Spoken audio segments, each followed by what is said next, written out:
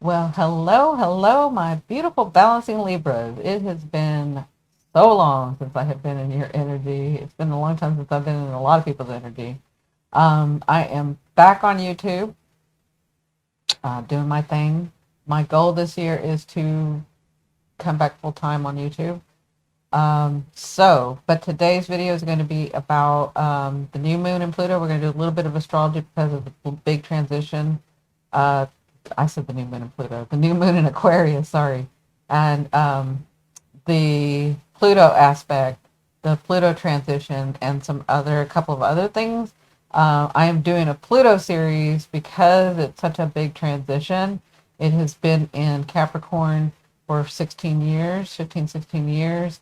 And now it has moved into Aquarius, and we've got it's going to look very, very different. So I channeled for a couple of weeks, a week and a half, maybe 2 weeks, and I wanted to know because Pluto is prominent in my chart, and I wanted to know what traumas, obsessions, fears, and stuff that Pluto brings up in each house. But I also wanted to know how to get out of it, what steps to take, how we can heal this baggage. Because Pluto, there's things in your chart, and Pluto is one of them where I can see your past lives, present lives, and future lives. I do that through hypnosis. I do that through channeling. I do it through all different ways.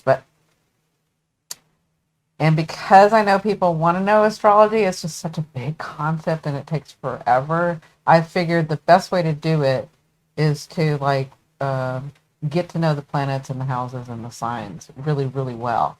So I'm doing the Pluto series. You may want to go look at that. But today's about the new moon in Aquarius. But because Pluto's there, it's important. The way that you will find your Pluto and know which video you want to look at is for those of you that don't know much about astrology, don't know what we're talking about when we say natal or transit or any of that. This is the sign Pluto. So what you want to do, you can go to astro.com. I mean, there's other ones that you can get for free. I have my own software, so I use this, but you can use astro.com. You put in your birth date, and then I want you, with the chart that you see, that's your natal chart. And then you look at this sign and see where it is.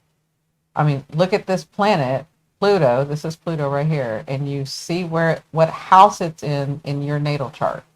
That's the Pluto you were born with. That's the Pluto, and your natal chart is about, the way I describe it is, it's like the universe took a picture the moment you were born and said, here are the planets, here's where you're at, here's what's going on. This is the themes and the roadmap to your life.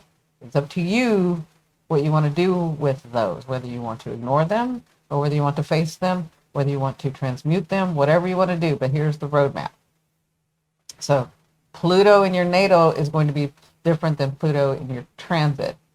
So the way to find it in your transit, because after you were born, the planets don't stop moving, they continue to move. So right now, at this time, and on February 9th, Pluto is going to be in Aquarius. So you look for Aquarius, this is the sign Aquarius, in your chart, and wherever that sign Aquarius is in is where Pluto's at right now. So that's the other video you want to look at. So you want to look at the transit of where it's at right now, and then you want to look at where it was when you were born. And that's the themes that'll come up in your life. Okay? So that's how to get to the transit and the natal. So for you guys, and I mostly look at, when I'm looking at a sign, I'm looking in the chart, I'm looking through their ascending or their rising, their ascendant or their rising. So that would be their first house. But if your sun is in Pluto, if your sun is in Libra, then that would be the first house from your sun. If your moon is in Libra, so the moon is the way you feel the things coming to you, the way, you take in. The sun will show it brightly, and it'll be like the major focus. But your ascending is what comes in physically. Your ascending comes in always. Your ascending comes in emotionally, mentally, physically, all of that. Okay, so that's why I kind of look at the ascending, but you can look at it from your sun and your moon. That's kind of up to you. But if you are a Libra ascending, then Pluto is going to be in your fifth house, okay, for transiting. That means it is for the next 20 years, except for in September of this year, and then all the way till November, it will go back into Capricorn, and then in November move back into Aquarius, where it stays for the next 20 years. So that's a big transit. It just got out of Capricorn. It's going to complete it again, like I said, in November. But you can see in the last 15, 16 years just how much your life has changed. It has changed drastically. And that's because when he was here, he was taking down structures, right? And he was messing with your fourth house. So now he's going to be in your fifth house. Okay. So, and the reason that's important, bear with me here because it's all going to connect. The reason that's important is because we have the new moon in Aquarius as well. This is Aquarius energy. That's your fellow air sign. But you know Aquarius is eccentric. You know it's different. You know it comes from all directions. You know it doesn't go with the status quo, okay? And this is going to be working in your fifth house. Now, the fifth house is about, the things you love and the romance and all of that. But it's way more than that. And I'll get into that in the Pluto series. So you want to look at that. But for this, the reason I'm bringing this up is because Pluto in the new moon in Aquarius and with Pluto there, and we just had the sun conjunct, which means the sun was talking to Pluto, which means it activated that fifth house for you. And now Mercury is conjunct there. That's Mercury. And now it's talking to Pluto, and they have something to say, right? But Pluto brings up your fears, your obsessions, your trauma. It brings up all of that. So you could be getting word, and it's a slow moving planet, but that doesn't mean things can't go fast in here. Because things can turn on a dime in here when Pluto is concerned. But we have phases starting, and in all of us having phases starting, yours is in the fifth house. Yours has to do with, I'll tell you in one sentence or phrase, you have stunted your creativity. That's what's going on. Somebody somewhere told you, or you started to believe that you weren't getting enough recognition, or that you weren't seen for who you are, and it caused your creation to stunt, which either that or you overcompensated. And that's kind of what you're going to be learning in this next 20 years about just how much you matter, and how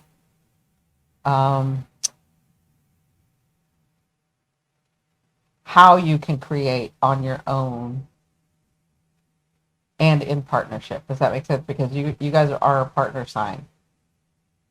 But this new moon in your fifth house, I want you to focus on creating what you want in life. Now that things have been destroyed, now that you've had some losses, now that you've had some love losses, because some of you have had partners that have crossed over. And trust me, I had that too in this last 16 years. That was my late husband.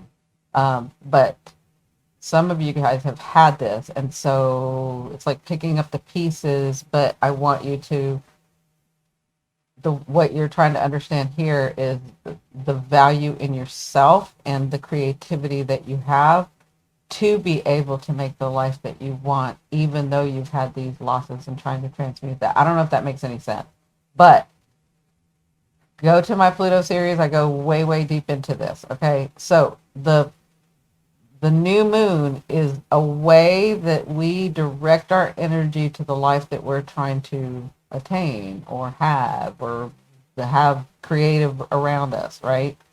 If that is romance for you, if that is traveling for you, whatever you love, whatever you want from inside. But this is sort of the energy to say, this is sort of the universe saying, okay, in this new moon, I need you to direct me to where you want, what you want to manifest. Where do you see your life heading? What do you want to rebuild? How do you want to rebuild it? Right? So it's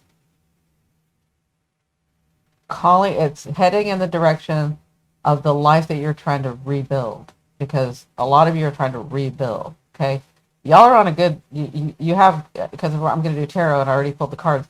You have good cards, you have good energy, you've had some losses, and you've had some destruction, but with the sun being here, it started a phase with Pluto, them talking to you about this stuff. Then Mercury, that's another phase coming. And then, you're going to have Mars in there and with Pluto, and then you're going to have Venus talking to Pluto. So we've got these phases that we're starting, and that the universe telling you in this new moon that we need you to direct it because you have a clean slate, and you just got through understanding where you came from in the fourth house, your DNA, why you do the things you do, why you believe the things you believe, why does your family do this, why does your lineage do that, how am I different and how am I the same? That's what you were learning with Capricorn. Now you're going to build that. Now you had to deconstruct, and now you're going to build this. Okay, so this is the universe's way of giving you the choice and saying you direct it in this new moon. Now it is Aquarian, and Aquarian is very eccentric, so it's going to look like very different than it ever has in your life. It doesn't look like anything you've ever seen in your life. It is Aquarian energy, but it's also a way to tell you, because Aquarians are the master of time. Saturn's the keeper of time, but Aquarian's the master of time. So it doesn't have to take long, but that's kind of up to you.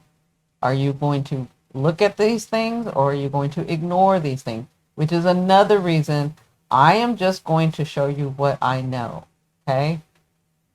So that if you want to, you can learn this stuff and see how it applies to you and the people around you. But that's kind of up to you, okay? So the other thing I'll say is in this new moon,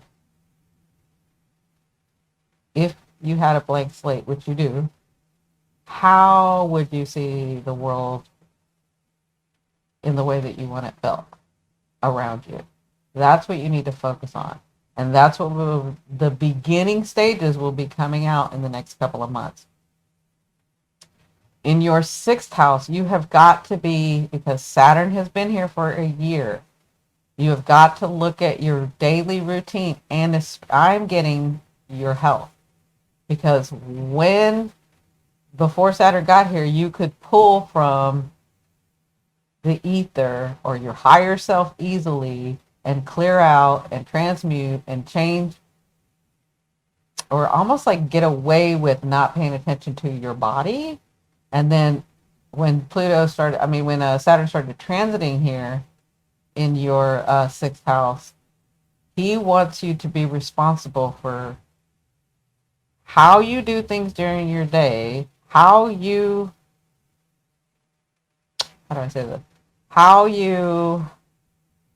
show up on a daily basis, and are you taking care of yourself, or are you ignoring? That's what Saturn's been teaching you in this house. Because think about it, Pisces is formless, so you had magic in here. You could do whatever in here. You could be sick or hungover or abuse, whatever, and it wouldn't affect you that much. I'm not saying it wouldn't affect you at all, but it wouldn't. You could easily pull from your higher self and sort of just fix it until Saturn came in, and Saturn's like, if you want to be better, you have to do better. So Saturn's the form, Pisces is the formless, and Saturn went in here and said, I need you to make some form to this formlessness. We need to have some sort of order here. Okay? So that's what's been going on. And again, you were pulling from this when Pluto was in your fourth house of, did my family have, I'm just going to give you an example. Did my family have cancer, and have they always had cancer, and why, I don't want to have that, and let's do things differently, and let's learn this, and let's do that. That was the fourth house stuff. This is now your fifth house. Now you're creating. But Saturn's going to have you work. So in here, you need to focus on, how do I see my daily life? How do I see how I want to show up? How do I see what I want around me? Now that the structures have been torn down, now that I was forced to look at things I didn't want to look at, now that things were blown up in my face, now that it's a clean slate, what do I want next? How do I want to build this next? Does all that make sense? Because that's what's going to be going on. That's what's been going on. That's what's going to be going on. But you do have a reward for your fourth house, right? You have Mars and Venus there. Okay. To me, that's a beautiful little gift of the thing that you were trying to manifest or you were trying to work on, or the thing that you finally looked at, or the way that, because some of you were manipulated by people and some of you manipulated people. Okay. But then you worked on that. It blew up in your face and you worked on that. You worked on yourself and you worked on really understanding, why did that cause me to do that to somebody, or why did somebody do that to me? And you really sort of understood that from your family line, from your lineage, and how you didn't want to repeat those cycles. And then maybe it was even trying to build a relationship at the time. This is when this is going to come about. This is a gift that you have been working on from the Pluto transit in your Capricorn house, okay? And I see it now as something coming in. So you could be receiving a gift. It depends on your chart. Because I can see gift of things, a house, money, and I can see a gift of apology, a gift of forgiveness, a gift of, like, I see all kinds of gifts in here.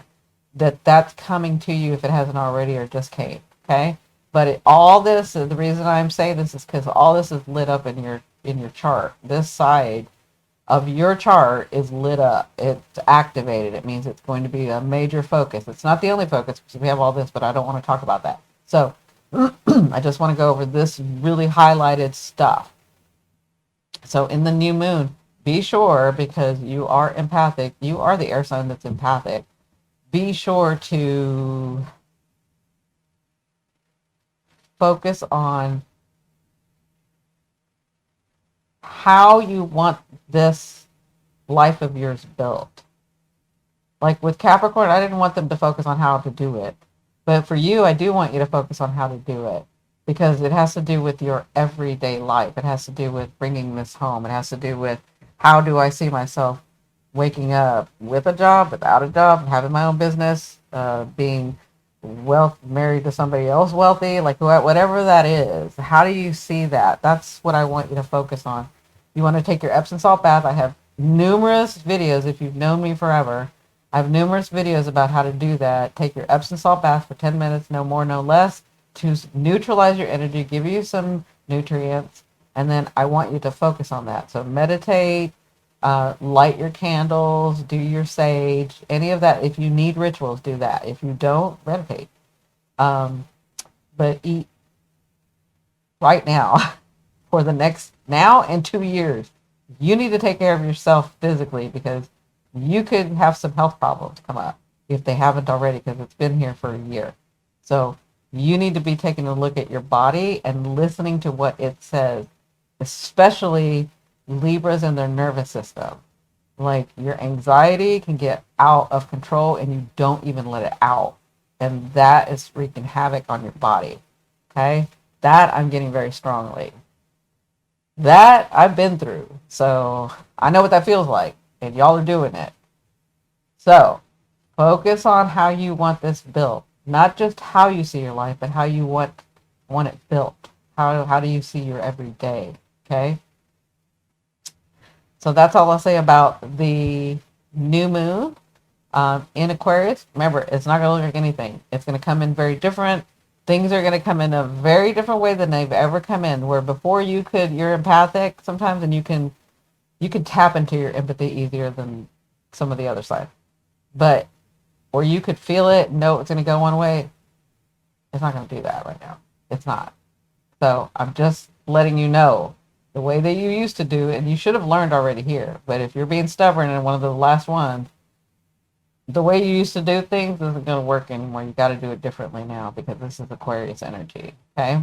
So step into your sister, brother Aquarius, into that energy and open the mind and open the heart and build. Okay? All right, so let's get to your tarot reading. Yeah, I hope that helps. All right. So I already pulled cards. This is your foundation, and then this is the energy that you're headed towards, the energy that's coming to you. This is what's standing in your way, and I know it's fear. And this is the outcome. So you have some really good cards, but y'all have been through a lot. You've been through a lot. Like a lot, and you didn't even complain about it. Yeah. Y'all just didn't even complain about it. You just kind of kept it to yourself. You have the 9 of Wands here. So all of these, I see them as two things, your wisdom and your battle scars. All of these are standing behind you, and you have the 1 wand. So with your experience, you're ready to go to the next level. You're ready for whatever's coming next. You're just a little drained. You're a little tired, and you're wondering, not everybody, but I'm feeling this, like, can we do this a little easier? Like, I really worked hard.